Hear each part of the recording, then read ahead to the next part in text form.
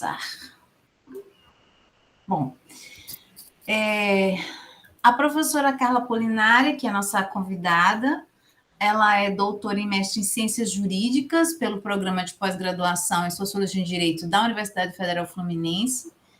Ela é professora da graduação em Direito do Departamento de Direito Privado, qual um dia desse ela era coordenadora, né, da graduação, agora ela está como vice-coordenadora da pós-graduação e coordena, junto com outros professores e professoras, a linha de pesquisa em instituições da justiça e do trabalho, né? Mas ela tem várias áreas de interesse: direitos sociais e humanos, exclusão social, criminalização dos movimentos sociais, privatização do direito do trabalho, feminilização da pobreza. Então, assim, não tem como a gente dizer aqui o currículo da professora Carla, que é imenso, eu tentei resumir, né? Mas é uma honra para nós aqui da Universidade Federal de Sergipe tê-la aqui, né, nas nossas atividades. A professora Andréa De Pieri também, que é uma honra para a gente estar aqui, também tem um extenso currículo. Ela é professora da graduação em Direito na Universidade Federal de Sergipe, onde ela ensina criminologia, teorias do direito, da justiça e da democracia, e também metodologia e técnicas de pesquisa. Então, vocês sabem muito bem que a professora Andréa, inclusive, faz parte da rede, né?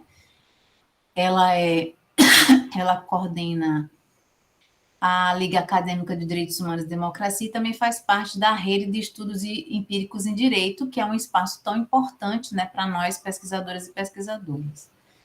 Mas a formação da professora André, ela foi graduada em Direito pela USP, o mestrado foi pela Universidade Federal do Ceará e o doutorado foi em Sociologia pela Universidade Federal de Sergipe. Mas também a gente sabe que a professora atuou no Canadá, onde estudou lá bastante e trouxe vários elementos importantes para nós, né? Então, o currículo dela é extenso, também tentei fazer algum resumo. E aí, para a gente é um prazer agradecer as professoras, né, que estão aqui. E a proposta seria que Nathalie tem 20 minutos para apresentação. Depois, Andrea, exatamente pela professora Carla Polinari ser nossa convidada, ela faria as observações, a gente retorna para a Nathalie e depois para você, certo? E eu acho também, assim, uma coisa que poderia a gente fazer, eu acho que se o público quiser fazer alguma pergunta também, eu acho que é uma dinâmica muito boa também, certo? Vamos lá, Nath, fique à vontade. Bom, eu tenho 20 minutos, então agora são 10h07, eu tenho até 10h27, né? Bom dia. Primeiro, eu quero agradecer à banca, a professora Andréa, a professora Carla, por aceitar o convite. Como a professora Shirley disse, eu estou no grupo de pesquisa dela desde que eu me entendo por gente. Então, esse trabalho, no final das contas, é uma síntese do que estudamos durante todos esses anos de teoria. Mudamos o recorte teórico, já que a gente trabalhava com trabalho na cana, agora estamos com uma nova linha de pesquisa, que é o trabalho doméstico. E este ano, 2021, é só o começo. Bom, começando aqui, o tema do meu trabalho é Trabalhando 24 horas por dia, uma análise do trabalho escravo doméstico através da jornada exaustiva. Vou fazer uma breve introdução para não perder tanto tempo, mas, como eu falei, nós já vínhamos desenvolvendo linhas de pesquisa sobre trabalho escravo contemporâneo em Sergipe. O trabalho doméstico é uma nova linha, e o trabalho doméstico em si nos chamou a atenção na pandemia. A pandemia funcionou, pelo menos para mim, como uma espécie de gatilho, quando teve toda essa quarentena e começaram a pipocar casos na mídia de empregados em situações precárias e em situações de escravidão contemporânea. Então, isso nos chamou a atenção, tanto de mim quanto da professora Shirley, e começamos a estudar um pouco mais o tema.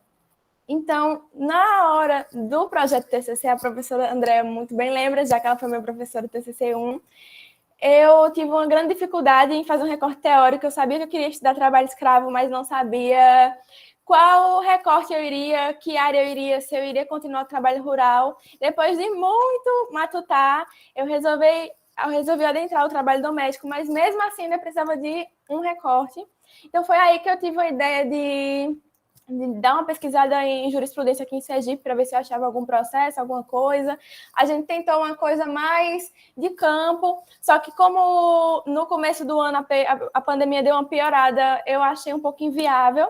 Então, nessas pesquisas, encontrei um processo que me chamou a atenção justamente por ser de Sergipe, por falar, era uma ementa do TRT daqui, por falar em trabalho escravo e por falar em trabalho doméstico.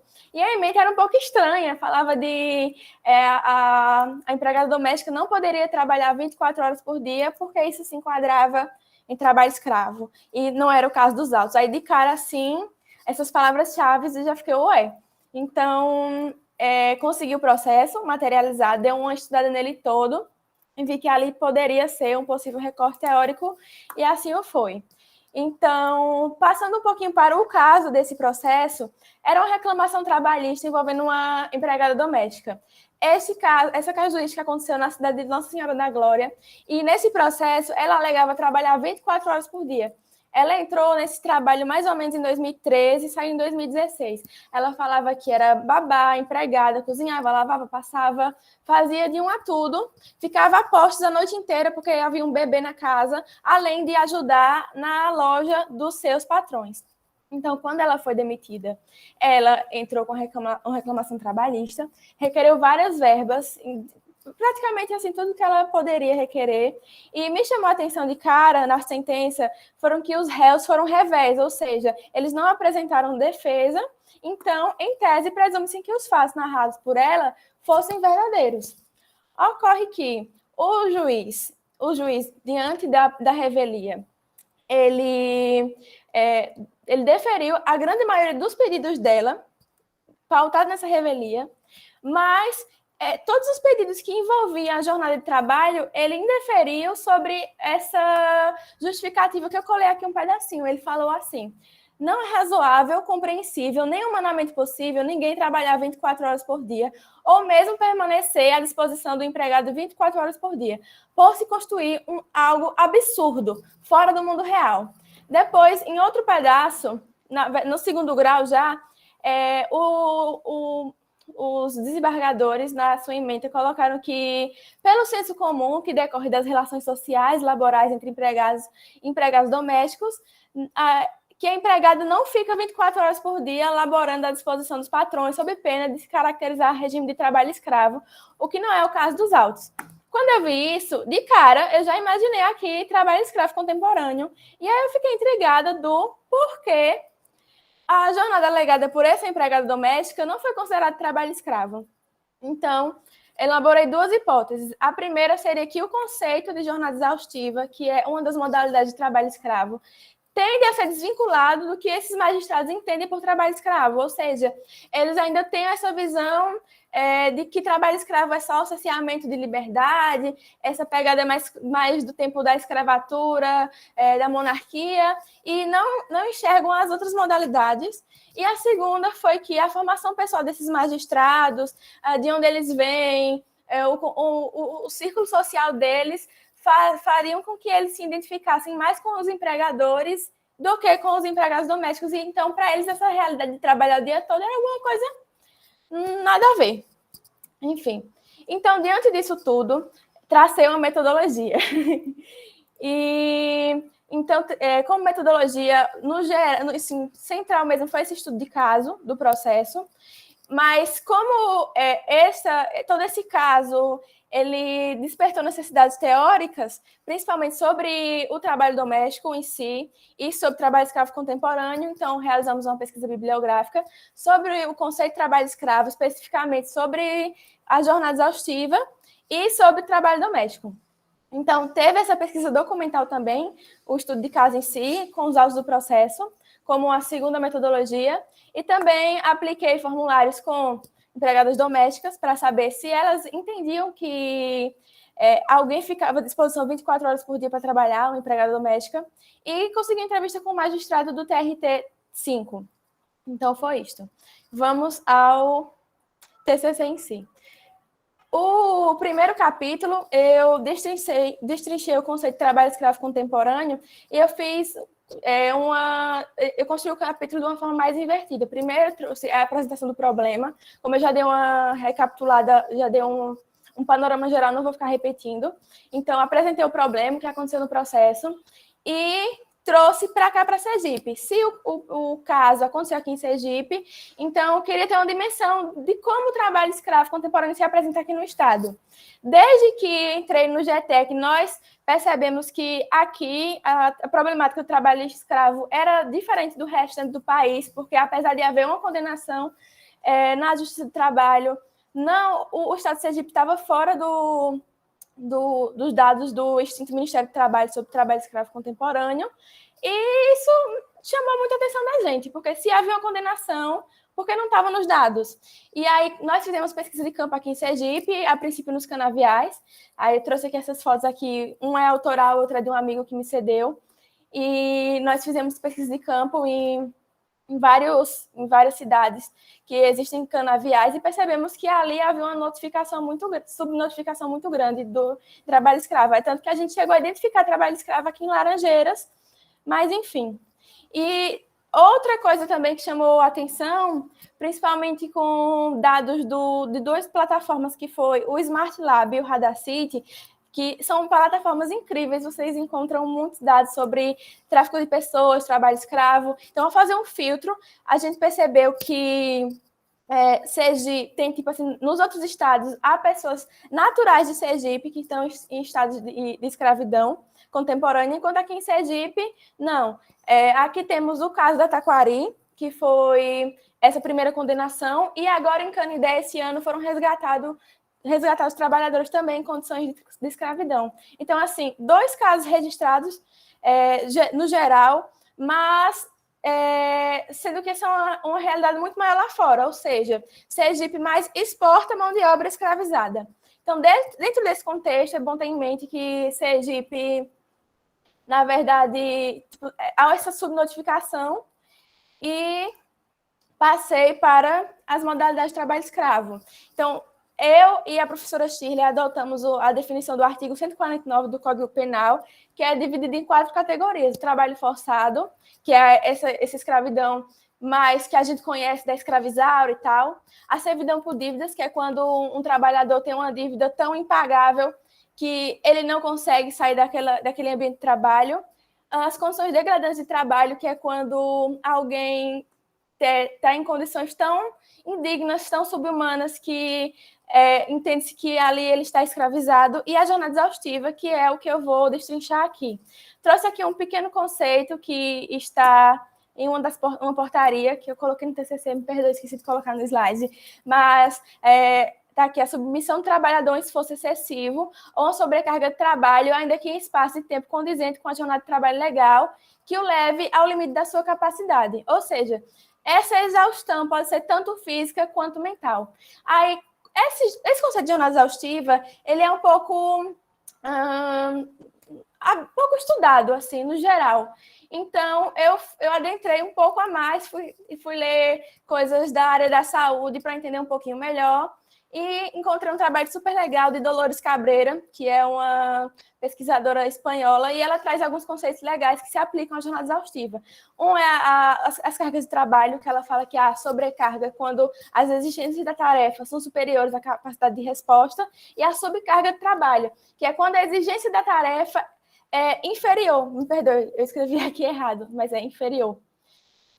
Inferior a capacidade de sua resposta. E traz esse conceito de carga mental, que é que eu achei mais importante, que ela divide em carga mental quantitativa, que é quando a quantidade de tarefas e sua complexidade ela deve ser executada em uma unidade de tempo, e a quantitativa... A quantitativa está relacionada com a quantidade de tarefas que ela deve realizar numa quantidade de tempo, e a qualitativa está relacionada com a complexidade cognitiva da tarefa. Então, isso se aplica muito à jornada exaustiva, porque, como o caso que a gente está estudando aqui, a empregada fazia 1000 coisas ao mesmo tempo, 24 horas por dia, então ela tinha uma carga mental gigantesca e também uma carga de trabalho gigantesca. E, enfim. E aí eu também fiz um levantamento da jornada exaustiva nos tribunais. Eu levei em consideração um trabalho realizado por um professor chamado Haddad, que é da Clínica Trabalho Escravo da UFMG, e ele fez um livro com outros autores que se chama trabalho escravo na balança da justiça. Então, ele fez um levantamento sobre trabalho escravo em todos os tribunais brasileiros. Aí eu fiz um filtro dessa seara do que tinha sobre jornada exaustiva. Então, assim, no geral, desse filtro todo, eu concluí que na seara trabalhista, a jornada exaustiva, ela é tratada de forma destacada do trabalho escravo. Então, assim, há processos que têm a questão da detalhação de jornada exaustiva, mas o magistrado não entende que aquilo é trabalho escravo. Entende que tem condições indignas, que tem, enfim, mas não entende que é trabalho escravo. E na seara criminal, os processos envolvendo trabalho escravo, a gente percebeu que os magistrados limitavam o conceito de TEC, que é o trabalho escravo contemporâneo, ao cerceamento de liberdade. Então, meu Deus, faltam 7 minutos. Passando para o segundo capítulo, que fui estudar sobre trabalho doméstico. Então, novamente, apresentei o problema e destrinchei algumas partes teóricas que eu achei importante. Primeiro foi falar sobre essa desvalorização do trabalho. Então, eu achei um livro muito legal que trata sobre trabalho doméstico na ficção desde o tempo da República, e aí a autora fala que com essa virada de governo entre monarquia e república e toda essa revolução assim, higienista, os higienistas começaram a falar que as mucamas, as escravas que eram tidas como domésticas, antes vistas como uma forma positiva, como as amas de leite que tinham muito leite, que eram leite forte, elas foram vistas como pessoas doentes, sujas, e houve essa mudança de percepção sobre a trabalhadora doméstica. E debati um pouco sobre trabalho reprodutivo. Não vou me estender aqui porque não tem tempo, mas, enfim, o trabalho reprodutivo traz essa ideia de cuidar de outro, de um trabalho doméstico, um trabalho que, em tese, assim, a grosso modo, à primeira vista, a gente acha que não dá lucro, já que o trabalho reprodutivo tipo, é o trabalho de cuidado, mas a gente sabe que esse trabalho é imprescindível para a manutenção do capitalismo, porque se tem alguém na nossa casa, cuidando da nossa casa, cuidando dos nossos familiares, isso oportuniza que o homem e a mulher saiam para trabalhar. Então, também, né, nesse segundo capítulo, tratei um pouquinho sobre a jornada exaustiva, o trabalho doméstico e a inviolabilidade do lar. Aí, voltando para o Smart Lab, eu percebi que entre 2003 e 2020 só haviam 12 resgates registrados como trabalho escravo doméstico. E eu fiquei me perguntando, isso condiz com a realidade num país assim tão gigante, tão desigual? Eu pensei assim, acho que não. Então, fiz uma comparação com relatos extraídos do livro Eu, Empregada Doméstica, de Preta Rara, que foi um livro que é um compilado de relatos extraídos do Facebook, onde empregadas domésticas contavam seu dia a dia. Aí, lá eu pude extrair vários relatos que havia jornada exaustiva, assim, bem claramente, e eu coloquei lá no TCC. Aí trouxe aqui uma capinha, a fotinha da capa do livro, e trouxe um relato rapidão, que ela fala: uma moça em condição de extrema pobreza sendo descaradamente humilhada, ameaçada e escravizada. Trabalha o dia todo. É faxineira, manicure, massagista, cuidadora de idosos, cozinheira, enfermeira, lavadeira, fisioterapeuta, jardineira, e é obrigada a fazer todas as vontades da patroa. Não recebe salário, é casa e comida. Então, esse é um dos poucos que tinham envolvendo jornada exaustiva. Tinham vários outros que tinham outras modalidades de trabalho escravo. Indico muito esse livro para quem quiser, ou entre na página do Facebook, vão adorar. Então, trouxe também a questão da inviolabilidade do lar, que está previsto no artigo 5º da Constituição, que fala casa, asilo inviolável, blá, blá, blá. E essa inviolabilidade do lar é um grande impasse na fiscalização das normas trabalhistas, por causa dessa restrição. Porque o local de trabalho doméstico a nossa casa, né? É um ambiente restrito, constitucionalmente protegido, e é muito difícil adentrar ele, que é um espaço de lazer e descanso. Então é uma questão muito importante nesse sentido de fiscalização. E aí tem a exceção da inviolabilidade do lar é o flagrante, uma delas é o flagrante delito. Aí eu me questiono se está nessa casa ocorrendo um crime de trabalho escravo, ali não seria um flagrante delito? Então fica a questão aí no ar.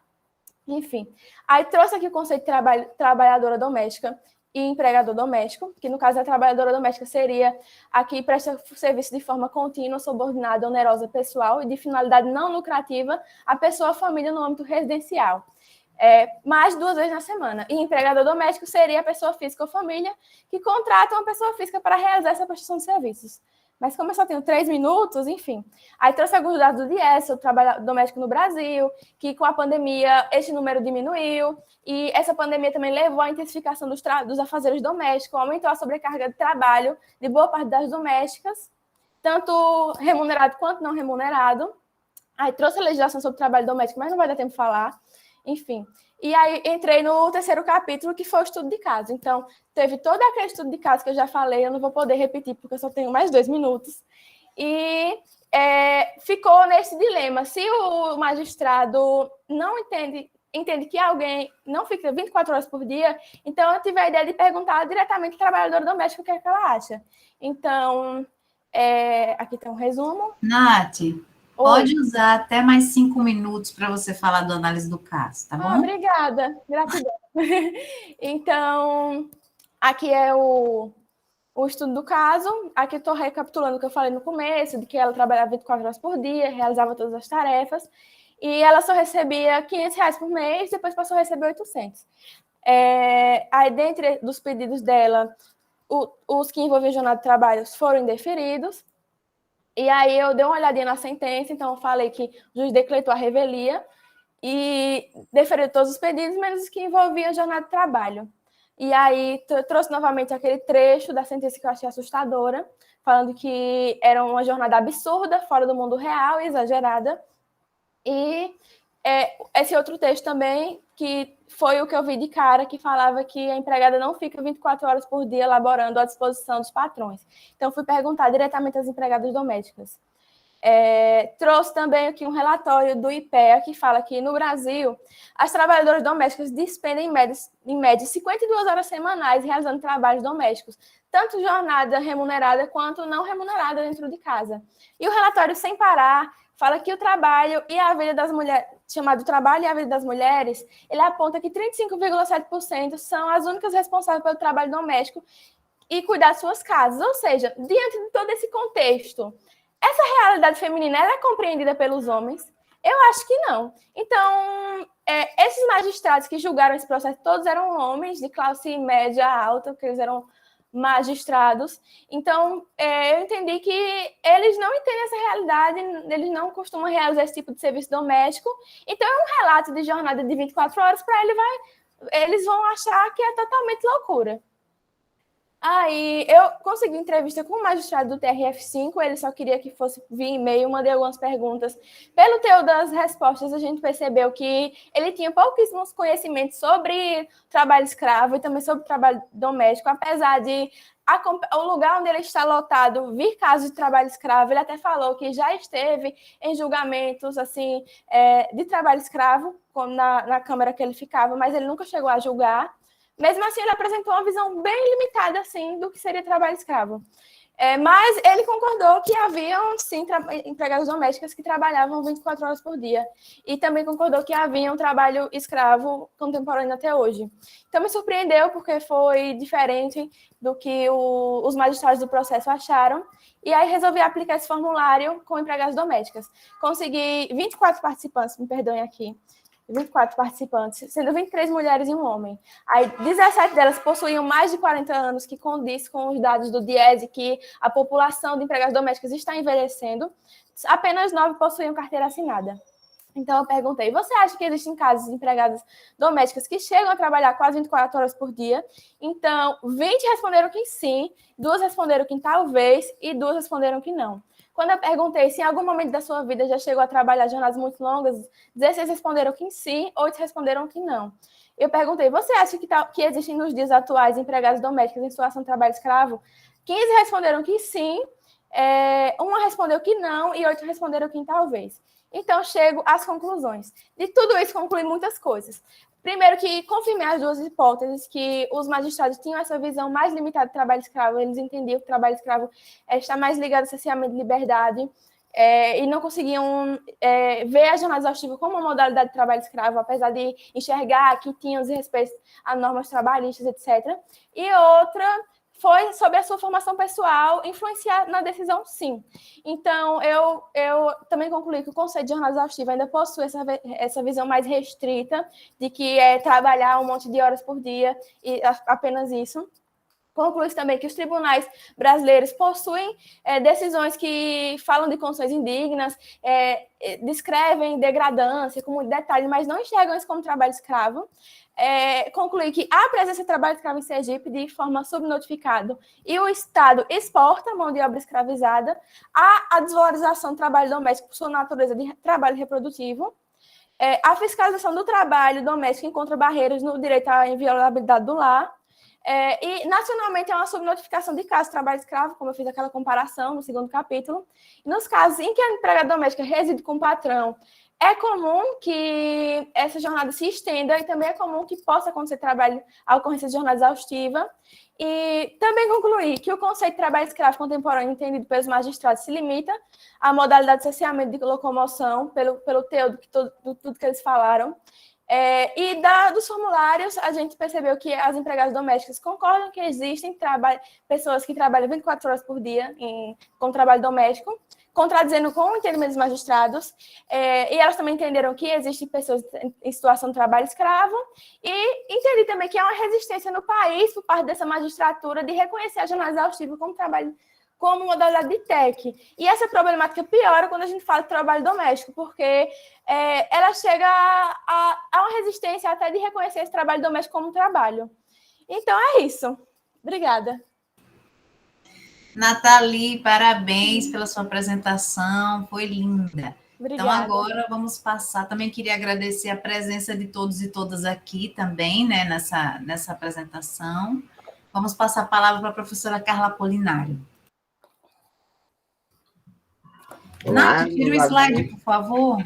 Tá, como é que eu faço isso? Bom dia, novamente. Quero saudar a minha colega Andréia, aqui de banca, a Nathalie por esse lindo trabalho, todo mundo que veio aqui assistir, e a Shirley, minha eterna companheira de loucuras. E quando junta, a gente já não é normal, ainda se junta com gente pior. Aí só sai coisa linda, né, Shirley? Já estou até com saudade de você aqui fazendo pós-doc. Nathalie, eu lembrei, lendo o seu trabalho, eu fui lendo em parte, no avião, eu estava num evento em Manaus. Eu lembrei, não é da sua época, você não vai lembrar, do Orkut. É da minha época, sim. Tinha uma página no Orkut, porque na introdução, e foi tão engraçado que ele começou apresentando a gente. Na introdução do Lattes tem aquele parágrafo que a gente tem que descrever as atividades principais, as áreas de interesse, e muita gente tem dificuldade em descrever, fazer essa síntese, né? Então, tinha uma página no Orkut que era assim, o que dizer sobre mim? Né? Eu sou uma pessoa assim, uma pessoa assada, eu faço pesquisa sobre não sei o que lá, então era muito engraçado. Tem alguém que levantou a mão, Deoclésio. Mas a gente vai deixar para o final, viu, Deoclésio? Quando as professoras falarem, a gente abre, tá bom? Vai ser um prazer.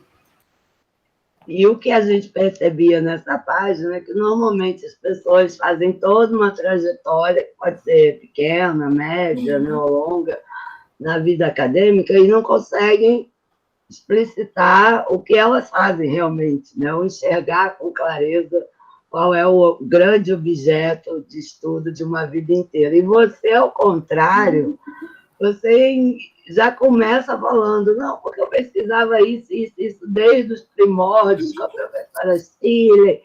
Então, você tem uma segurança, uma clareza, que isso vem do seu texto. Você agora falou que a professora Andréia foi de metodologia, de TCC, né? Você estava aí parada por duas professoras maravilhosas, e você conseguiu fazer a síntese muito bem. A Shirley ficou comigo aqui 1 ano, né? Botei a Shirley no trabalho escravo mesmo, ela foi escravizada, ela teve jornada exaustiva, ela fez muitas bancas comigo, ela deu aula para graduação, ela deu aula para pós-graduação, ela participou da disciplina prática de pesquisa comigo, né, ministrando junto comigo. E uma grande dificuldade é, em primeiro lugar, as pessoas terem clareza do objeto. Em segundo lugar, saberem problematizar esse objeto. Né? Até coisas simples, como a construção de hipótese, que a gente pode até nem ter uma hipótese, ou a hipótese não se confirmar, não é um exercício fácil. E você faz isso com os pés nas costas. Assim. Então, eu estou igual o povo lá da página do Orkut. O que dizer para a Nathalie? O que dizer? Eu acho que você tem um problema bom e um ruim. O bom é que você fez um excelente TCC, mostrou que domina ferramentas diferentes. Você foi buscar, apesar da pandemia, bancos de dados, você se fez chegar lá no juiz que só aceitava responder a entrevista por e-mail, você alcançou as trabalhadoras domésticas, isso foi maravilhoso. O ruim é que eu não sei o que você vai fazer da sua vida aqui para frente. O que você vai pesquisar, como é que você vai pesquisar. Você que lute. Então, eu vou começar invertendo, a gente tem que reconhecer muito a importância da iniciação científica, né? Olha a diferença que faz numa pessoa de graduação que traz contribuições originais, entra no debate acadêmico, enfrenta os argumentos, não se acovarda, né? Fazendo aquela pesquisa que é dogmática no direito. Eu acho que eu vou ter um treco, assim, quando eu vejo agora esses TCCs. Né? O primeiro capítulo é breve histórico, o segundo é evolução da legislação e o terceiro, jurisprudência. Eu acho que fecha a minha glote, assim, eu vou ter um treco. Estou igual aquela figurinha da Maria Bethânia, estou tendo um treco aqui no coração. E você fala assim, não, e você faz isso, tirando onda com a nossa cara, porque você ainda falou assim, eu quis fazer uma coisa mais divertida. Eu comecei pelo caso, gente, ela tá se divertindo as nossas custas aqui. E eu amei essa inversão que você fez. É uma luta, né, Shirley? Shirley acompanhou aqui uma dificuldade de partir do caso, ou seja, daquela menor parcela do problema que a gente está tendo contato, mas, em compensação, é a que permite o contato mais próximo para daí fazer os voos, as reflexões. Né? A gente inverte a lógica, a gente não vem do geral para o particular, a gente vai a partir do particular, explorando aquilo que nos permite reflexões mais amplas, e fica muito rico o trabalho, e você fez isso com os pés nas costas, garoto. Não sei o que você vai fazer na sua vida, não sei, só posso dizer que você está pronta para ir para mestrado, doutorado, a gente tem uma professora, eu já enxergo isso, né? Eu já escuto os teus sinais, então... o mundo que se prepare, que se aguente, esse juiz, coitado, está lascado. Eu detestaria estar no lugar dele, porque você foi esmiuçando ele. Talvez você o conheça melhor do que ele mesmo.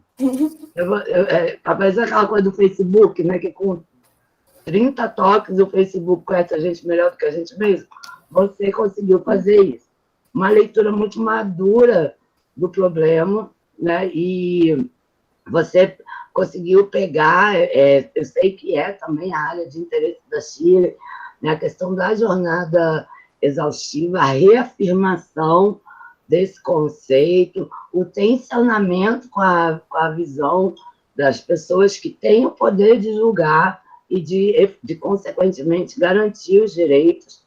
Eu já vivi com a Shirley, foi a primeira vez que eu conheci a Shirley, a gente estava tendo contato pela primeira vez. Shirley veio para um evento aqui com alguns alunos e tinha um professor no programa, que era juiz à época, hoje ele é desembargador, e quando a Shirley, assim, no Rio de Janeiro, na capital, trabalho escravo, a gente até tem, né, sobretudo o GPTEC, que é um importante grupo de referência, está na capital, mas os estudos são mais sobre outras localidades. E quando ele aportou aqui com 5, 6 alunos, com pesquisas sobre trabalho escravo, e se deparou lá com o juiz, o cara falou, não, mas que trabalho escravo contemporâneo, não tem ninguém andando aí com bola de ferro, lembra disso? Com bola de ferro, sofrendo pena de açoite. Eu fiquei tão passada que eu fui falar com ela no intervalo, falei, olha, desculpa, ele não nos representa. Mas você capturou isso muito bem. Então, assim, esse olhar, né, os olhos de ver, aquilo que na sociologia a gente chama de olhar sociológico, você já tem, então você está pronta. Adorei a sua hipótese, né? Os juízes associam o trabalho escravo contemporâneo à restrição de liberdade apenas, e você não ficou na hipótese, você foi além. A partir daí, você foi problematizar as consequências dessa mentalidade, dessa visão tão restrita. Na página 15, depois isso se repete lá na página 51, o último parágrafo, você está trazendo a remuneração da trabalhadora doméstica, mostrando como eram reduzidos os valores que ela recebia. Eu acho que seria legal introduzir numa nota de rodapé informações sobre o salário mínimo de cada um desses períodos, porque o valor era menor do que o salário mínimo. Eu fui conferir os anos. Adorei a inversão do caso concreto para a teoria. A gente não testa a teoria, né? Os alunos ficam querendo, mas o que eu vou escolher de referencial teórico? Gente, o referencial teórico é um pretexto para a gente fazer o debate. A gente não vai pegar uma teoria e vai testar a teoria na realidade, não é isso que está em jogo. E você brinca com a teoria. Acho que seria, você falou agora, eu tive acesso ao processo, dá para ver, claro, você até transcreve trechos do processo, seria legal você explicitar como se deu esse acesso ao processo. Foi cópia física, você teve que requerer, teve que apresentar ofício de que estava fazendo uma pesquisa, ou você conseguiu, por algum meio, ter acesso ao processo eletrônico, ele é eletrônico, não é? Então, seria legal você explicitar como que foi o teu acesso ao processo e se você teve alguma dificuldade para conseguir as cópias. Adorei também a questão da regionalidade, você começa contextualizando o julgado a partir do contexto no qual ele se insere. Isso foi algo também que a gente ganhou muito com a presença da Shirley aqui. Claro que a gente procura estimular que se coloque o máximo possível de recorte nas pesquisas. Tudo aquilo que puder trazer à tona alguma diferença, a gente estimula, mas nem todo mundo consegue fazer isso. E quando a gente fala, vamos olhar o problema a partir dos recortes ou dos marcadores sociais da diferença, a gente tem os alunos têm uma enorme dificuldade em compreender que isso vai enriquecer o trabalho ao invés de empobrecer.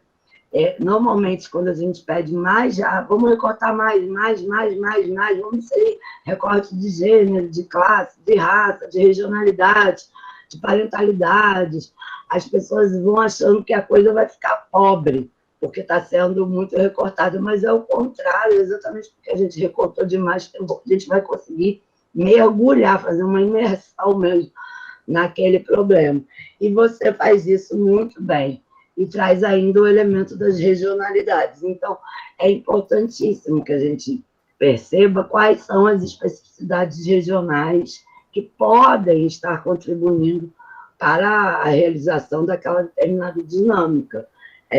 Eu morei na Bahia, fui criada na Bahia há muitos anos, então a coisa da menina de criação, peguei para criar, Ou então, mandei vir do interior, porque lá não tinha emprego, e aqui tem trabalho, então isso era muito comum. E como isso vai sendo naturalizado, e você vem e faz o movimento de escovar essa história contra pelo, desnaturalizando esses processos.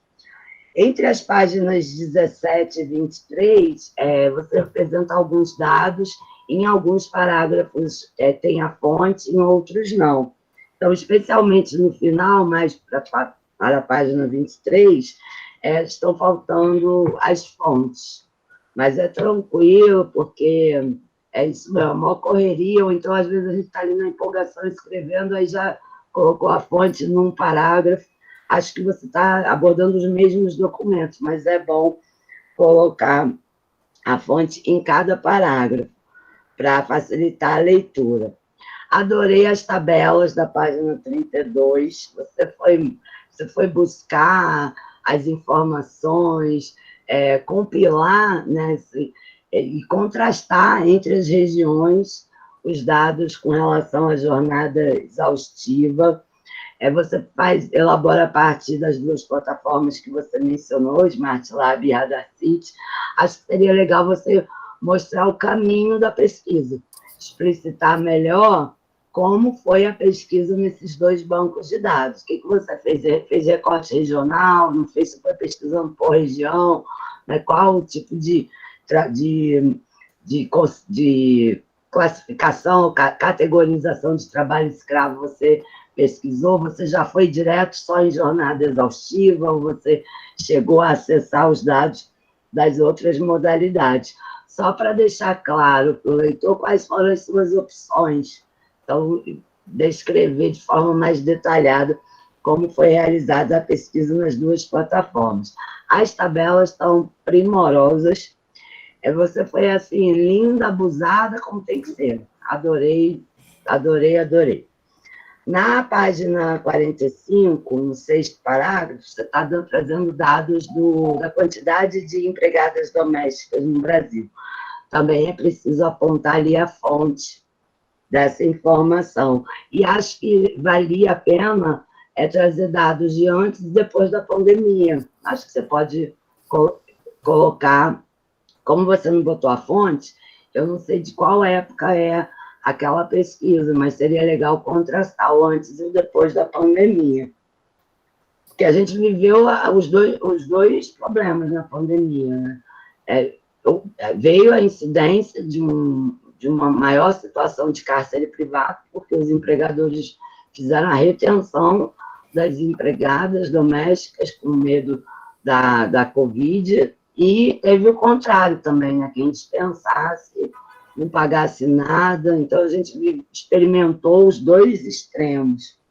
Adorei aquela parte da legislação, porque você não joga só a legislação, você faz uma verdadeira reconstituição ou reconstrução histórica dessa legislação de proteção, mostrando, inclusive, como ela sempre foi muito mais de desproteção do que de proteção das trabalhadoras domésticas.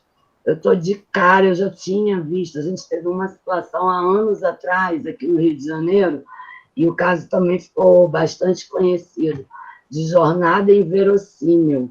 Nessa época, eu ainda advogava, não era professora DE, e eu estava na sala de audiência, porque a minha audiência seria a seguinte, e o meu cliente, que era reclamante, chegou a passar mal com a postura do juiz, e acabou que eu nem tive audiência, porque ele teve um treco mesmo do coração. A gente estava aguardando, um dia quente, de calor, eu falei, vamos aguardar lá dentro. Então, a gente pegou o finalzinho da outra audiência, era um trabalhador da construção civil, e ele estava, e prédios novos, né, então, sendo construídos, foi bem na época da Copa de 2014. Aí, prédios novos sendo construídos no Rio de Janeiro inteiro, sobretudo perto dos lugares dos jogos.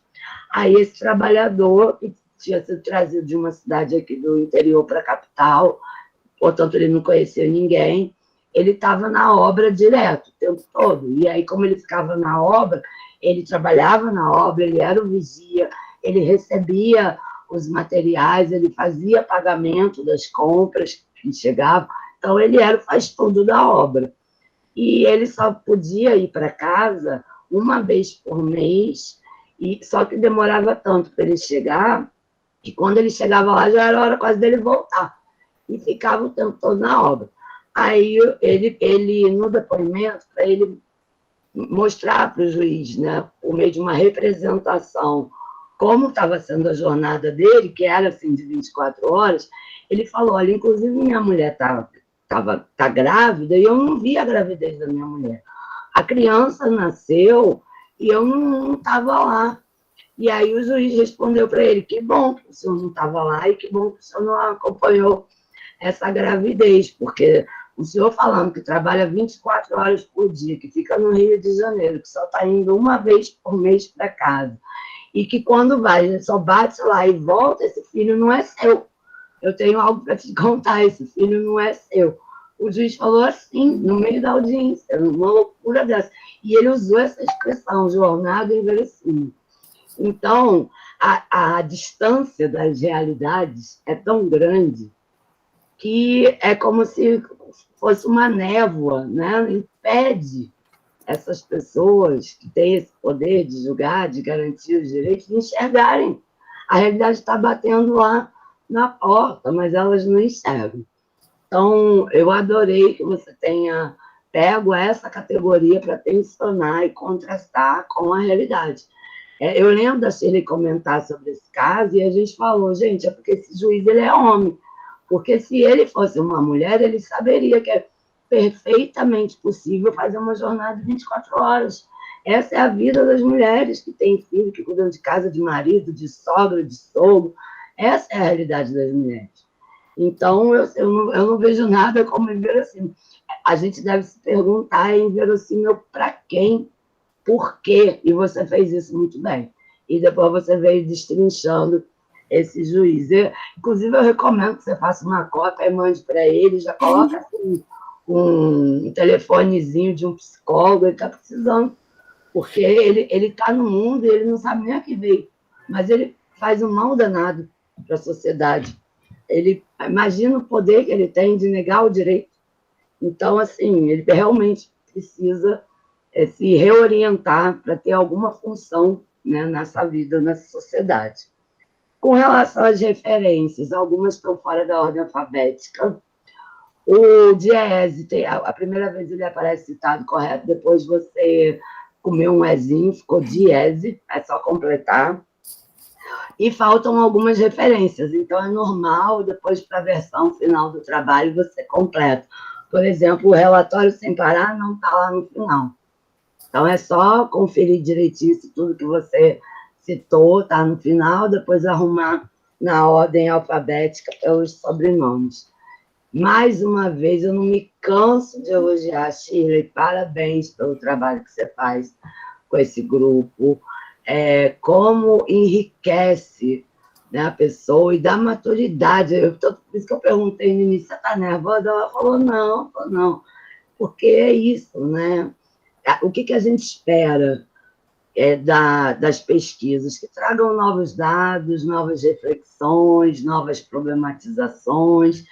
E eu vou te dizer, assim, é como eu ir para a banca de doutorado e não ver isso. Então, quando a gente vê na graduação, é de se aplaudir de pé. Não que eu não acho que vocês não tenham mérito, é o contrário, é a seriedade. É porque mérito vocês têm, mas não basta só o mérito, tem que ter a seriedade. E vocês levam isso muito a sério. Então, parabéns, Nathalie, parabéns, Shirley, e obrigada pela oportunidade de ler o seu trabalho. Não vou fazer arguição, não há nada a ser arguído, mas só elogiar mesmo e torcer para você voar muito, muito, muito, muito, muito, porque asas você já tem. Parabéns. Querida Carla, muito obrigada. Natália, quer falar alguma coisa? Então, professora, muito obrigada pelas palavras. Eu não tenho muito o que falar, porque a senhora esmiuçou mais o meu trabalho do que eu. Só um adendozinho rapidinho, quanto à referência da Sem Parar, essa pesquisa do Diese, aí tá lá no meio, eu acho, que eu lembro de ter colocado, mas eu vou conferir. Mas, enfim, professora, muito obrigada mesmo. Elaborar esse trabalho agora na pandemia foi muito difícil, foi muito mais complicado emocionalmente do que eu estava esperando, então, apresentar ele aqui é muito importante para mim, e que bom que a senhora gostou. Até o meio eu estava achando que ia dar tudo errado, porque eu estava achando, meu Deus, esse negócio não está fluindo. Mas que bom que deu certo. E me senti influenciada agora. Estou pensando em fazer mestrado. Enfim, eu não tenho mais o que falar, só agradecer e gratidão por não ter arguição, mas se tivesse também não tem problema. Muito obrigada, Carla e Nathalie. Agora vamos passar a palavra também para a professora Andréa. Pronto, bom dia, né? Queria começar, agradecendo muito o convite para essa banca. Quando a Nathalie me mandou o zap, sim, vamos só ajeitar o momento. A Nathalie foi minha aluna de introdução 1. Depois, quando a gente já fez TCC, engraçado, ela falou que ficou pensando muito. Ela pode ter pensado na casa dela, mas quando chegou para mim, o projeto já era muito arrumado, já era muito viável. Então, eu já sabia que ia sair TCC bom, porque ela já era, concordo com a professora Carla, faz total diferença ter feito iniciação científica. Não tem como não fazer diferença na hora de fazer o projeto para a pesquisa do TCC, né? Então, uma honra, Nathalie, que você tenha me chamado e... Bom, já vou falar do trabalho, mas deixa eu primeiro cumprimentar todo mundo. Então, a Nathalie é uma aluna que eu acompanhei no primeiro semestre, no 7º semestre e agora no fechamento. Então, fico até emocionada, porque a gente consegue ver o percurso, né? E agora ela está aí super empoderada, cacheada, porque ela era uma menina tímida, com cabelo alisado. E aí a Nathalie foi saindo, pensando, fazendo coisas, né? Saindo de um lugar mais de patricinha, aparentemente, né? Mas eu sempre fui muito popular, e foi se apropriando das coisas e chega nesse trabalho que, assim, vou falar já do trabalho, mas que é muito legal, né? A professora Carla, é um prazer, a gente não se conhece pessoalmente, mas eu te conheço muito de nome, não só através da Carla, mas através da Flávia Pita e também da minha filha, que morou no apartamento da UF, logo que ela foi fazer faculdade, a Marina. E a Marina ela começou fazendo Federal Fluminense e depois ela foi para o UFRJ. Então, ela morou um tempinho em Niterói, né, junto com a Flávia e com a Laís, enfim, com o pessoal que morava ali. Ela passou, acho que uns 4 meses ali. Então, hoje eu falei, vou para uma banca, ela falou, eu conheço muito a Carla, a Marina me disse. Então, é uma honra, porque os caminhos das pessoas se batem, e preciso dizer também que a Shirley foi minha aluna no primeiro semestre, quando eu passei no concurso da universidade. Hoje é minha colega, e esse pós-doc fez muito bem para ela, porque ela é uma pesquisadora de mão cheia, mas a gente precisa reconhecer que ela é muito maltratada, né, pelo nosso departamento, que é muito conservador, né? A gente tem um programa de pós-graduação em Direito que dispensa uma pesquisadora como a Shirley, né? E que faz troça disso, né? Sugerindo, a gente já teve colega que sugeriu que ela tinha que fazer um doutorado em Direito, porque o dela em Educação e não valia, e o meu em Sociologia também não vale. Então, assim, quando a gente vê, né, Shirley, aí, assim, um resultado desse, é o seguinte, está preto no branco, os nossos alunos evoluem, fazem coisas muito importantes. Quando você é acolhida por um grupo, como o da professora Carla, que é um grupo reconhecido, né? Eu acho que isso também tem um efeito subjetivamente, sabe? Porque quantas vezes a Shirley não pensa em desistir ou não se desanima por conta do quadro aqui. E eu sei que é o grupo dos estudantes, muito mais, que acaba reforçando e funcionando para que a gente não desista, né? A Shirley é mais jovem do que eu ainda, então ela já pegou a academia num outro lugar, é muito mais produtiva, faz coisas sem parar, ela tem esse gás, ela tem esse ímpeto, né? E então essas redes que vão se tecendo com o pós-doc, com outros grupos, com o trabalho dos nossos alunos, com trabalhos que, obviamente, né, estão num lugar diferenciado de reflexão. Tudo isso eu acho que assim, faz com que eu esteja muito, muito alegre de estar aqui hoje, assim, porque tem, sobretudo, aí, nessa construção, né, um ato de resistência dentro do curso de Direito também, sobre a maneira de pensar o direito, o lugar do direito, e o que o direito reproduz normalmente, né, que vai aparecer no trabalho da Nathalie. Então, eu queria cumprimentar a Sheila, a Nathalie, a Carla, né, minhas colegas todas, Nathalie agora já se formando também, e dizer que eu adorei o trabalho, Nathalie. Quando eu me lembro que quando eu peguei a proposta de TCC, eu já sabia que tinha potencial, assim, porque era evidente que isso precisaria ser discutido, né? Que não dá para não falar sobre isso. Eu, na verdade, vou fazer algumas anotações aqui, inclusive, muitas das coisas que eu vou pontuar para você nem são sobre esse trabalho, mas são coisas para você pensar. Agora que você me disse que pensa em talvez fazer um mestrado, eu acho que vão ficar muito na conta da sugestão para frente, tá? Sobre esse trabalho, eu já posso adiantar que eu gostei muito, muito. Eu vou falar algumas coisas porque o meu papel aqui é ajudar a ver coisas que talvez não tenham ficado claras ou evidentes, então vou palpitar, vou dar sugestões, você conversa com a Sheila, aceita o que você achar que cabe, né? O que não, não. Bom, e eu vou falar de metodologia, mas não vou falar de ABNT, assim, eu vou falar de metodologia grosso modo, sobre algumas escolhas que você fez e dar algumas sugestões. Bom, eu gosto, vou começar dizendo que eu concordo, eu assim como a professora Carla, eu gosto da ideia de você, adorei que você procurou um caso, fez estudo de caso, e aí, claro, no estudo de caso, a gente normalmente usa um método indutivo, né?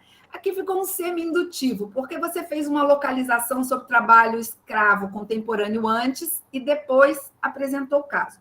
Mas eu acho que isso cabe também, tá? Porque isso fica como se fosse uma primeira parte, segunda parte do trabalho, e a partir da apresentação do caso, você aí vai no método indutivo, e esse recorte é bom também, porque para transformar num artigo, você pode fazer um artigo só contando a partir do caso, você não precisa contar toda a história da taquari, etc. e tal, que é onde você situa o trabalho escravo em Sergipe.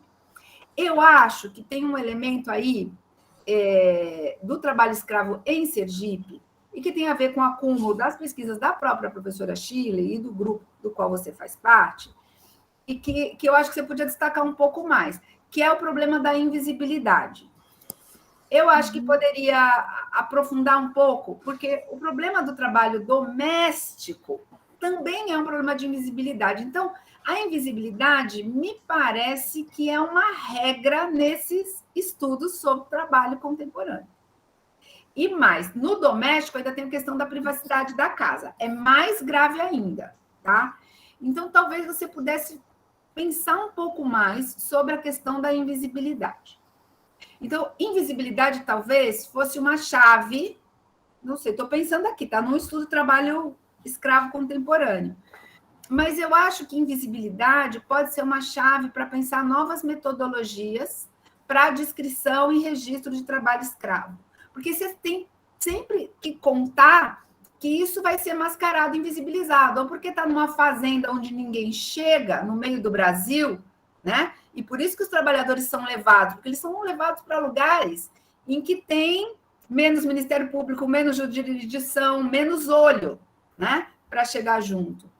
Então, acho que a invisibilidade é uma chave, e a invisibilidade é uma constante. Então, se você trabalhar um pouco o elemento invisibilidade nesse histórico, isso pode te dar um gancho para fechar lá atrás, lá no final, mostrando que o trabalho doméstico ele é invisível, e que essa é uma característica que a gente já entendeu que acontece com o trabalho contemporâneo em Sergipe, como você falou em cima. Então, eu acho que essa é uma chave que pode dar uma amarração interessante, que é essa chave da invisibilidade. Aí, um pouco olhando para a estrutura do trabalho e concordando com a maneira como você colocou, eu só acho que no índice... Peraí, deixa eu achar ele aqui. Estou com o celular porque eu estou para não ficar abrindo e fechando tela, eu estou com o trabalho no celular. Então, começou assim: trabalho escravo contemporâneo e a modalidade de jornada exaustiva. Ok.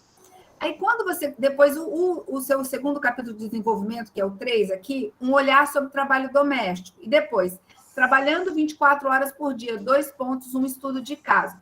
Na real, eu acho que o estudo de caso, propriamente dito, começa no 3.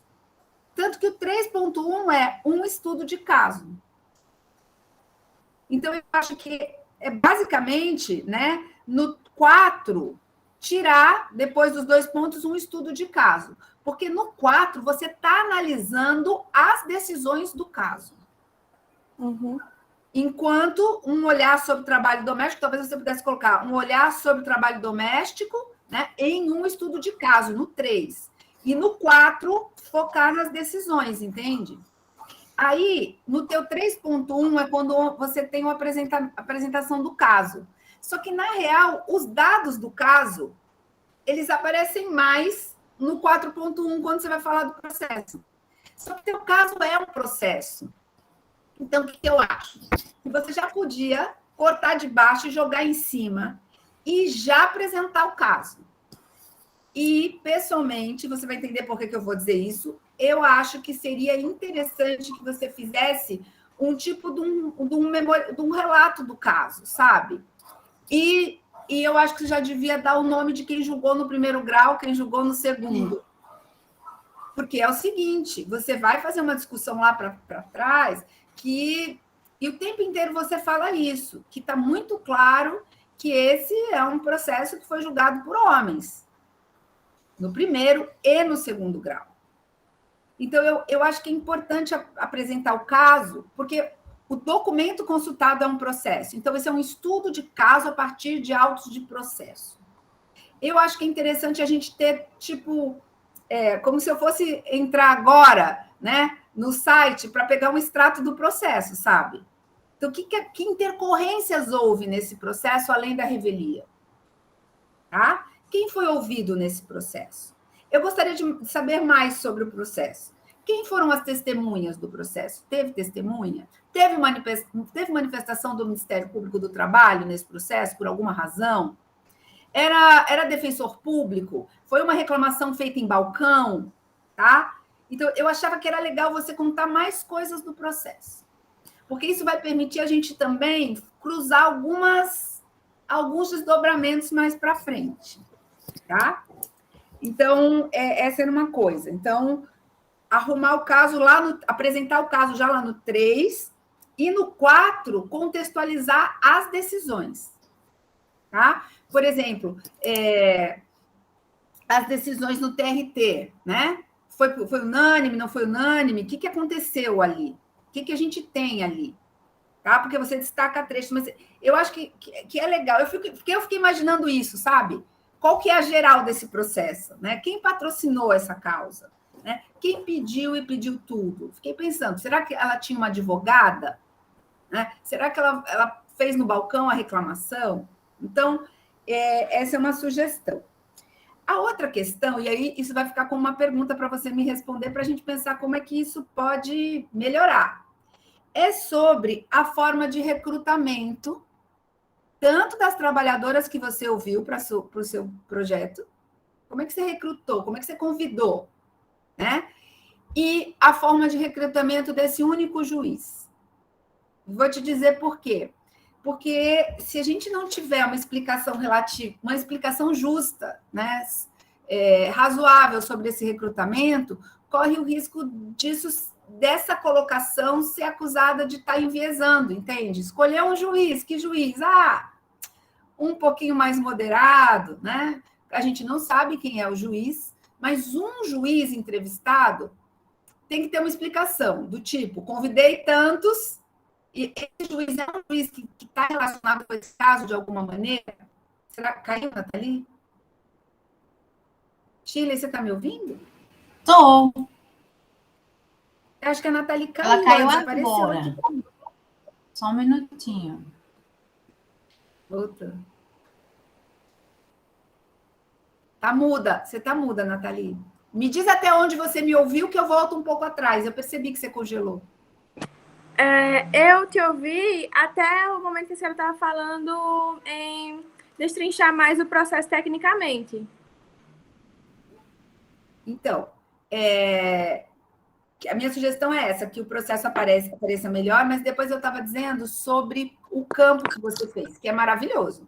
O resultado das entrevistas dos questionários, são questionários simples, costurado, sem chance de enviesamento, eu acho que está jóia, mas a minha preocupação é que você explique como você recrutou as pessoas que responderam teu questionário. Onde você achou essas empregadas domésticas que vieram responder seu questionário?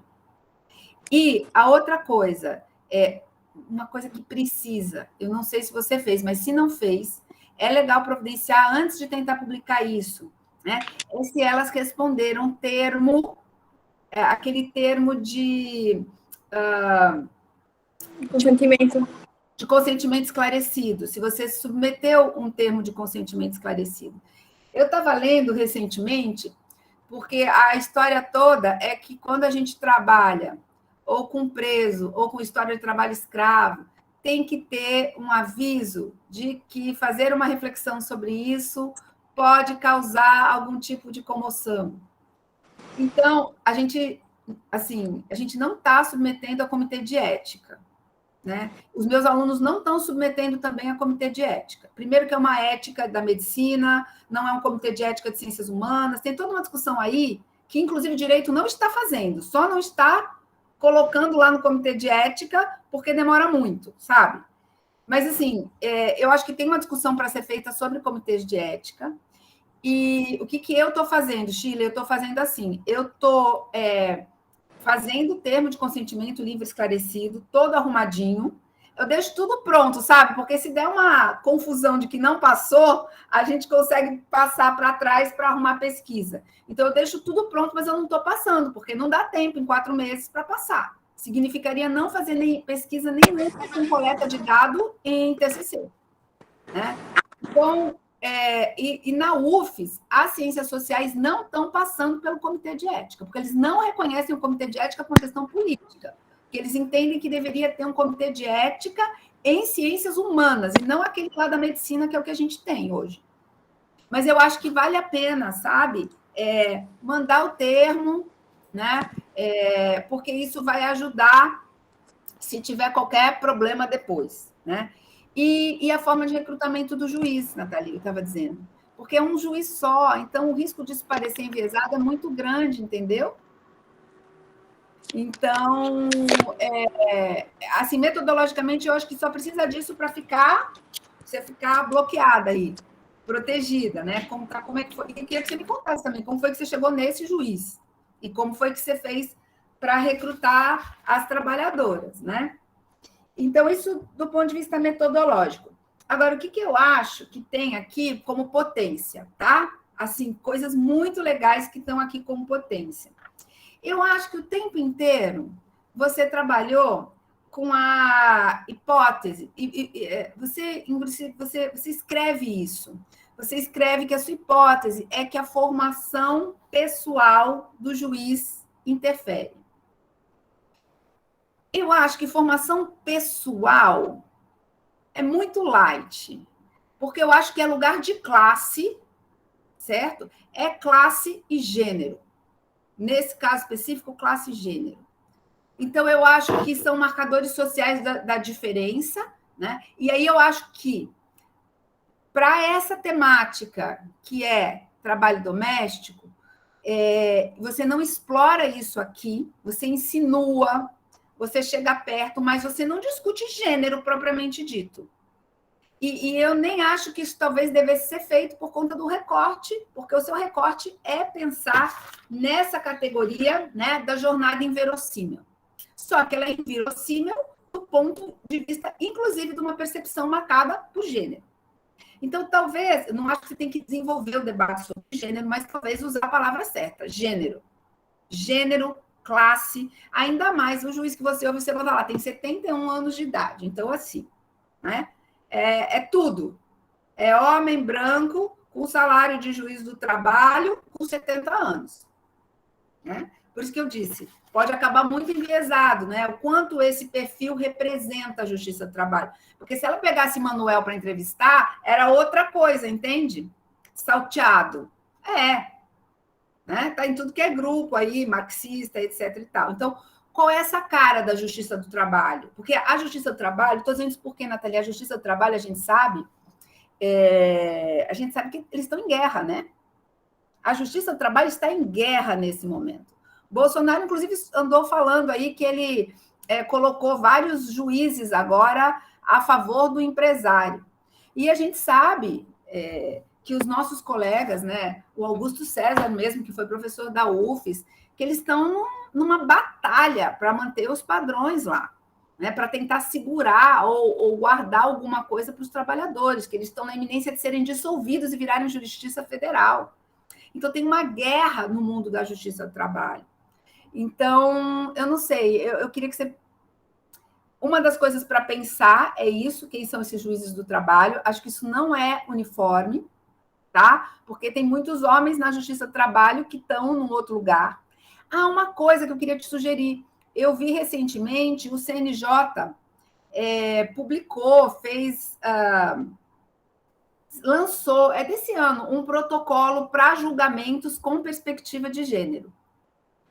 Ou seja, o CNJ está problematizando que os juízes, cada um do seu lugar, tem que ficar esperto.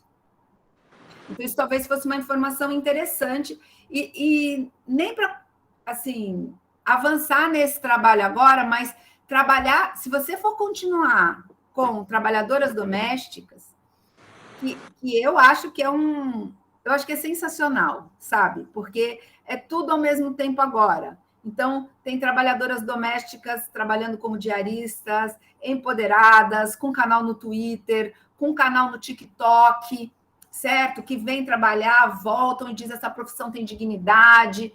E tem essa condição de escravidão, né? Como a Carla falou bem, da menina que eu crio, que é trazida novinha para a patroa pôr no jeito e que fica de sobreaviso, funciona o tempo inteiro mesmo.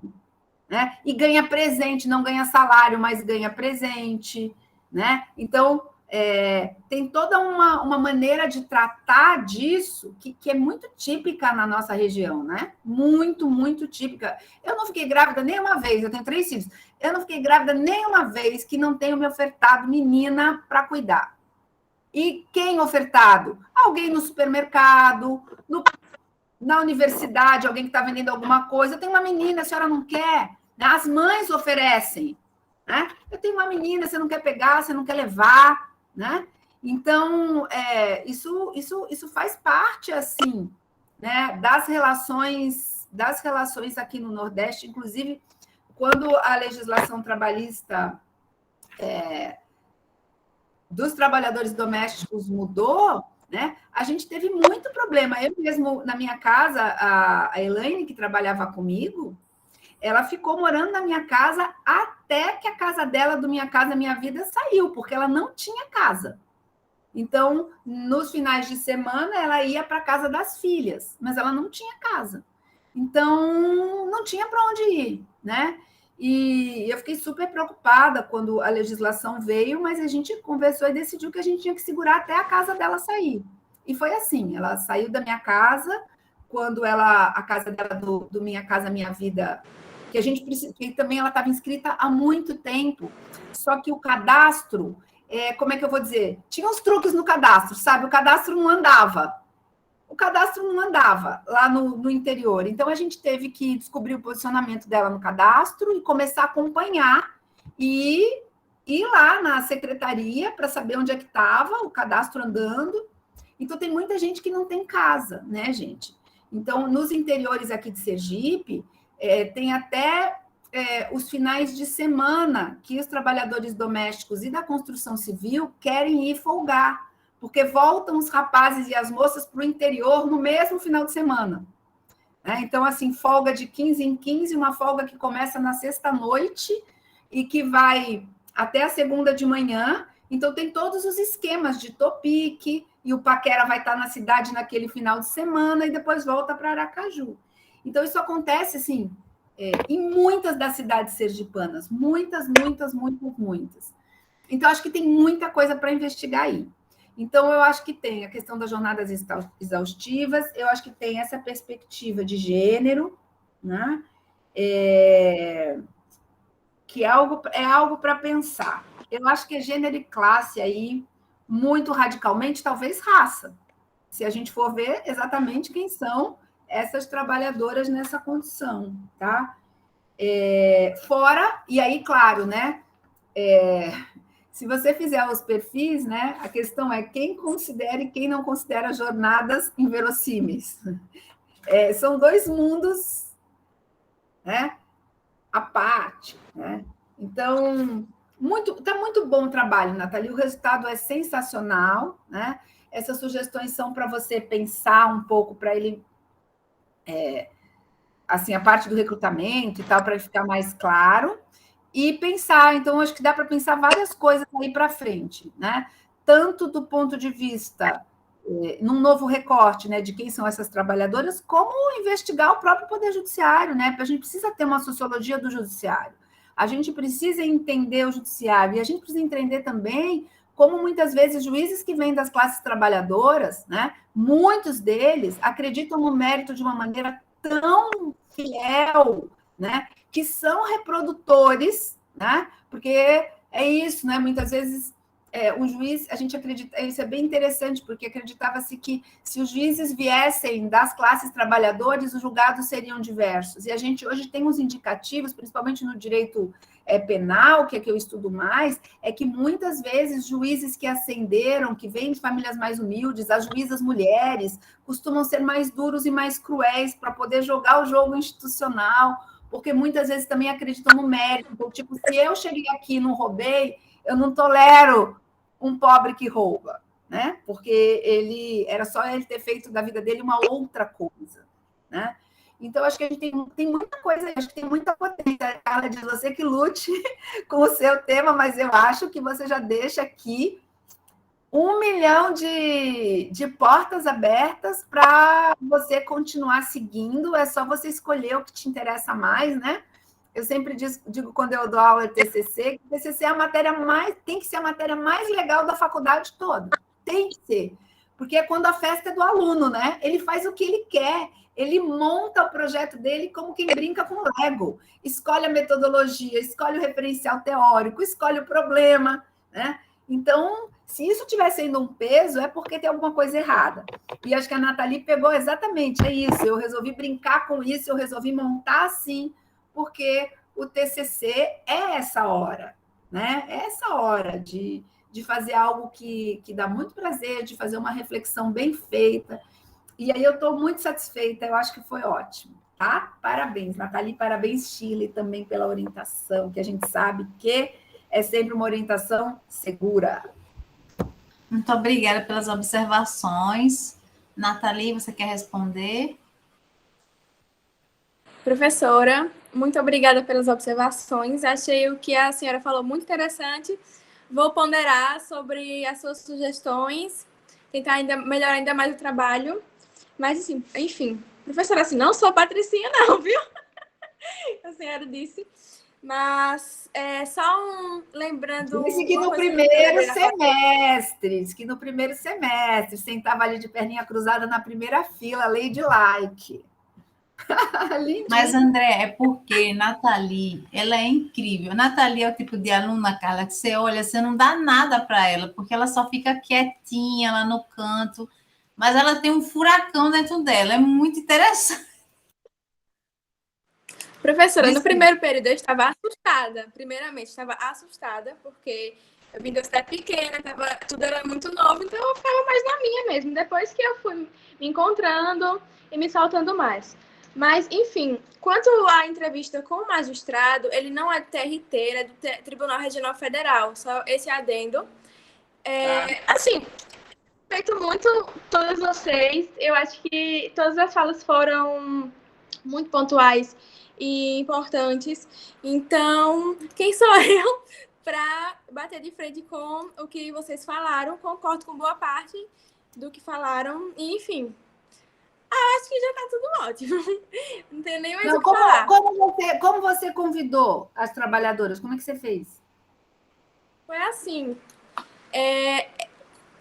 Eu lembro que a senhora falou em algum momento que ser a ideia de fazer um grupo focal. Essa ideia de grupo focal não deu certo presencialmente, porque na época que eu estava realizando essas pesquisas, a pandemia piorou bastante. Então, eu tive essa ideia de fazer esse formulário no Google Forms e eu saí, tipo, divulgando mesmo nas redes sociais. Então, não teve esse recorte geográfico. Acabou que responderam pessoas daqui de Aracaju, algumas pessoas de outras cidades, algumas pessoas até de outros estados, eu me arrisco a falar. Então, não teve este recorte assim, regional. E elas não foram identificadas, então, assim, eu não sei quem participou. Por isso que eu acabei não fazendo um termo de consentimento, porque foi muito assim, no anonimato. Foram respostas anônimas. Eu não pedi nenhuma informação delas, nada que identificasse. Tá.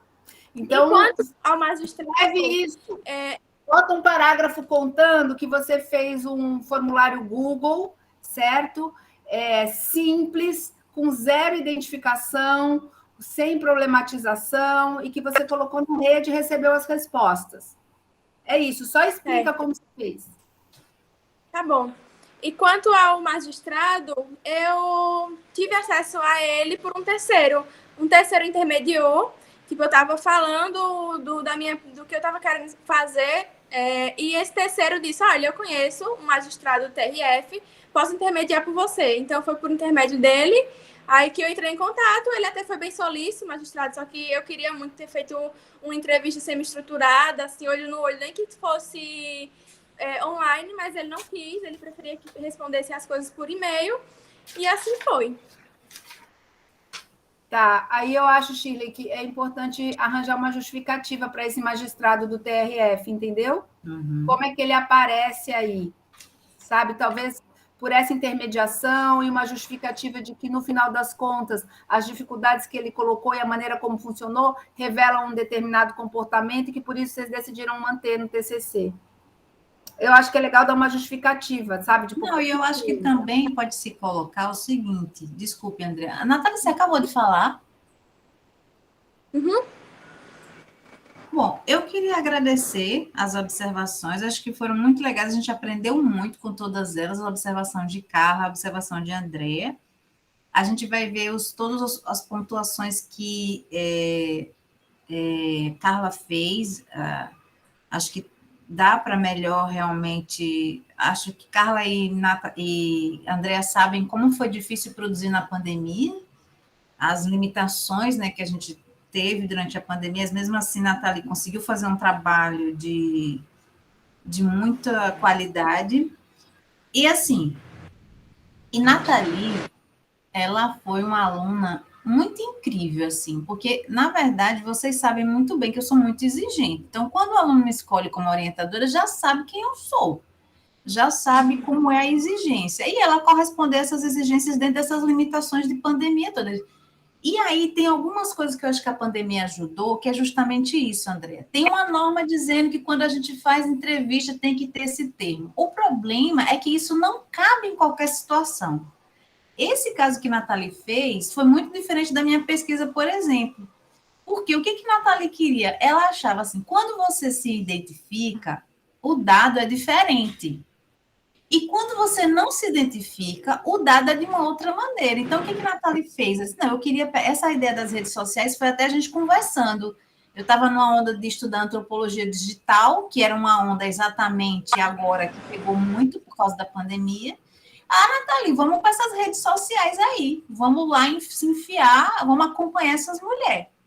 E foi o que a gente conseguiu fazer. Então, assim, não cabe. Por isso que eu acho que eu também não tenho submetido meus projetos no comitê de ética, porque nem tudo cabe um termo de consentimento esclarecido, nem tudo cabe, não tem como. Por exemplo, a gente está tendo alguns problemas com entrevistas com os motoristas de aplicativo. Como é que a gente vai fazer? A gente tem que fazer entrevista com eles rodando na cidade. Como é que a gente vai parar para eles assinarem um termo? Entrevista não, questionário.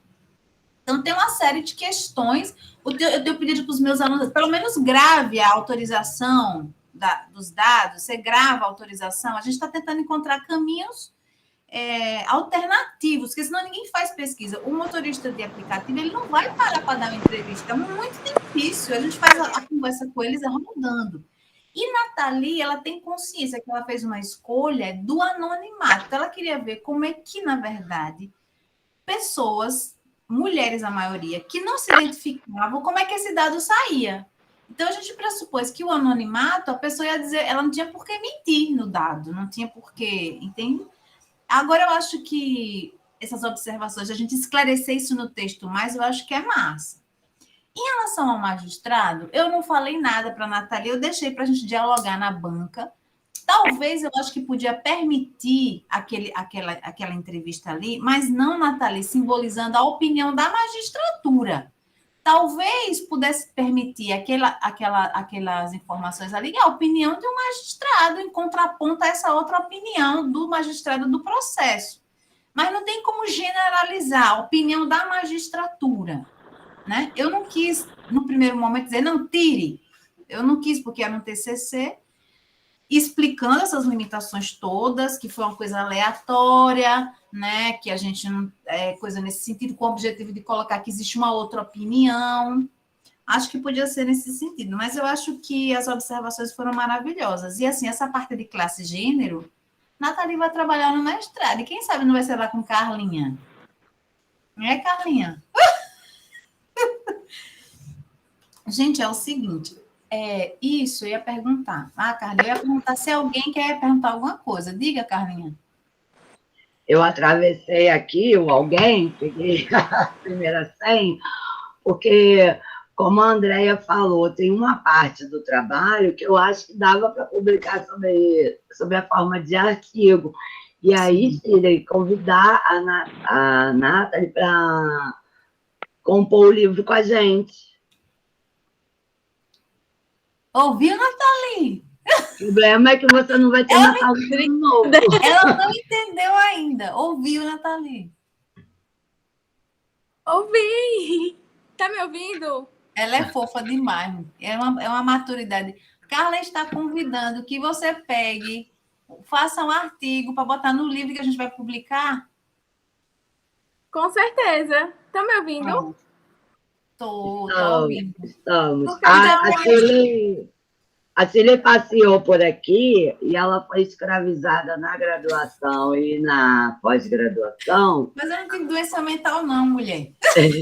E eu fiz uma surpresa para ela. Assim, como a gente está vivendo uma época de mais trabalho, né? Quando ela entregou o relatório do trabalho final dela, eu mandei para ela um projeto que já estava com financiamento, com a editora sendo contratada, para a gente organizar um livro para registrar a memória da passagem dela por aqui. Então, alunos da graduação foram alunos da Cília, eles vão poder publicar, os da pós-graduação, e aí eu estou convidando você para integrar. A Edna vai participar, a Edna é nossa abre-aulas no livro, e aí eu estou te convidando para também escrever um artigo a partir do seu TCC para esse livro. Beleza, bora sim. A Andrea não sabe. A Edna é minha diarista e ela estava na minha defesa. Ela está aqui, inclusive, assistindo o evento e ela vai escrever ela está escrevendo sobre a história da vida dela que vai sair no livro, viu, Edna? Vai ser o primeiro artigo do livro, vai ser o de Edna. Bom. Então, assim, alguém da plateia teria alguma pergunta para se fazer? Porque a gente teria que dar a nota. Ela ali, a fofa. A gente teria que dar a nota. A gente teria que dar a nota. Mas tinha uma pessoa que levantou a mão, não foi logo no começo, foi com debilidade. Licença, eu Diga, não Edna. Eu estou no tradicional, trabalhando hoje, mas eu estou ouvindo, viu? Aproveitando para dar a saída, eu vou buscar uma encomenda lá embaixo. Cheiro. Tá certo. Tchau. Eu só queria dizer, Edna, que isso aí está gravado. Oi. André caiu. Deoclésio, você não tinha alguma pergunta ou alguma observação a fazer? Não, bati sem querer aqui. Não? Alguém aqui teria alguma observação? Está subindo. Beleza. Então, eu sugeriria o seguinte, que eu, André eu, André e Carla, a gente fosse para uma ligação no WhatsApp, pode ser?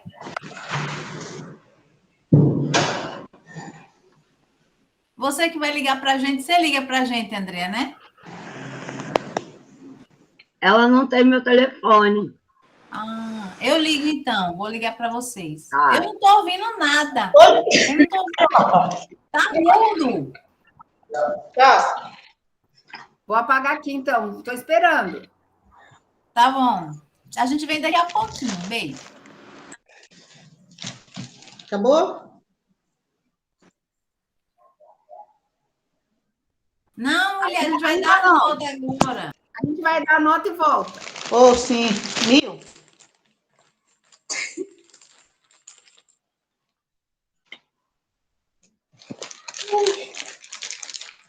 Meu microfone tá não, né?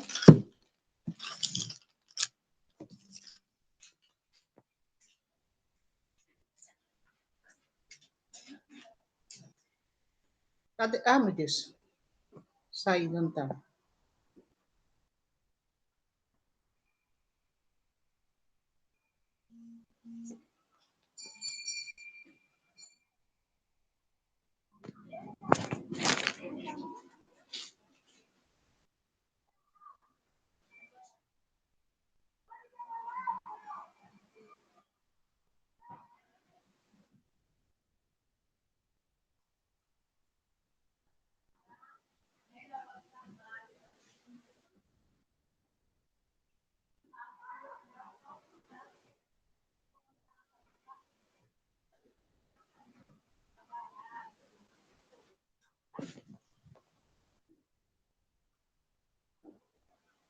Acho que o microfone tá perto.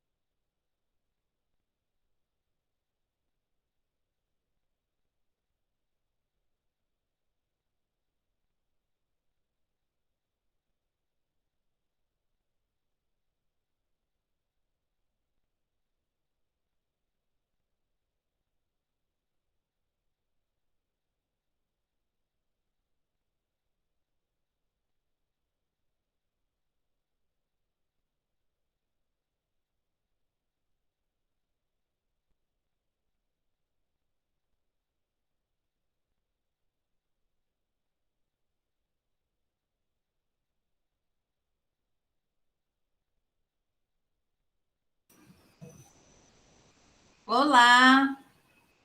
Foi muito demorado? É muito engraçado, né? Eu escrevi toda a minha roupa, mulher. Toda vez que eu e a André a gente está na banca, a gente sempre demora na reunião, mas não é por causa da nota, é sempre fofocando, Nathalie. Não se preocupe. Mulher, eu escrevi toda a roupa. Tipo, não era fofocando de você. Não é fofocando sobre você, é sobre tudo, sobre a vida, sobre os projetos, né? Enfim. Nathalie, parabéns. Por unanimidade, você tirou 10. Podem abrir o microfone, todo mundo bater palma aí. A gente vai acrescentar, né, essas orientações e ainda mais. Os membros da banca pediram, as membras da banca pediram para consignar que o trabalho foi de alto nível e é para indicar que ele tem que continuar e a pesquisa tem que continuar para se aprofundar. Aí tem um monte de gente do grupo aqui, ó. Cris, um monte de gente, muito legal, que bom. Cris vai defender dia 20. Aí, Carlinha, a dela é sobre meninas de criação. Então, não sei se a Nathalie quer dizer alguma coisa, mas parabéns. Estou muito feliz com o resultado, no meio de uma pandemia cheia de problemas, decisões difíceis a serem tomadas. E mesmo assim a gente conseguiu. E Nathalie vai ter uma publicação já garantida sobre o trabalho dela. Fico muito feliz. E tem prazo, viu, Nathalie? Daqui a pouco a gente conversa, porque quem está organizando sou eu, inclusive. Eu sou chata com isso. Pode falar as últimas palavras que você queira. Gente, sendo muito breve, obrigada a todo mundo que se dispôs a assistir esse trabalho. Aos meus amigos, minhas amigas, minha mãe que estava aqui também assistindo. Acho que ela ficou impaciente e foi embora. Mas muito obrigada. Eu não estava esperando 10, porque eu achava que eu poderia ter feito muito mais. Mas no meio dessa pandemia foi o que deu. Mas no final fiquei muito satisfeita com o resultado. Muito obrigada pelo convite da professora Carla. Vou sim participar, vamos publicar esse negócio. Mas, por favor, pelo amor de Deus, eu preciso de 15 dias de férias. Obrigada também, professora Andréa. Foi uma honra ter a senhora aqui na banca. A senhora mesmo que me disse que me viu desde os primórdios também, acompanhou minha trajetória. Então, era importante que a senhora também estivesse aqui. A Sheila não tenho nem o que falar, né? Sheila está aqui todos os dias. Me acompanha desde sempre. A gente desenvolveu esse laço de amizade. Apesar dela agora só querer comer coisas veganas, então fica muito difícil fazer uma confraternização. Enfim, é isto. Que bom que tudo isso acabou, porque eu já estava achando que eu não ia me formar nunca mais. Bom, então, muito obrigada a todo mundo e obrigada às pessoas que vieram aqui. E eu queria dar 2 notícias legais. Vai sair na TV Atalaia no dia 13 e 17 de dezembro, acho. Eu vou anunciar no Instagram. Vai sair uma reportagem comigo sobre trabalho escravo no dia 13 e sobre trabalho doméstico no dia 17. Então, se vocês puderem assistir, acho que é depois daquele balanço geral, tipo 13 horas. E dia 20 de dezembro, vamos ter a defesa linda de Cris sobre... Cris fez um trabalho incrível também, digno de uma dissertação de mestrado, né? Eu tive a honra de ler o trabalho dela. E a gente vai ter como banca também a professora do Instituto Federal da Paraíba, Clarissa, que ela é especializada nessa área.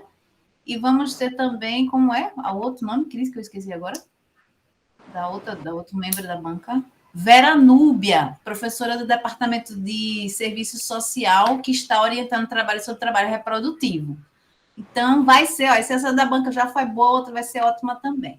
Então, um beijão, Carla, morrendo de saudade, a gente se fala. Tchau. Beijo, beijo. Parabéns, Nathalie. Obrigada. Beijo, Tchau, pessoal. gente. Beijo, Tudo pessoal. de Tchau. bom.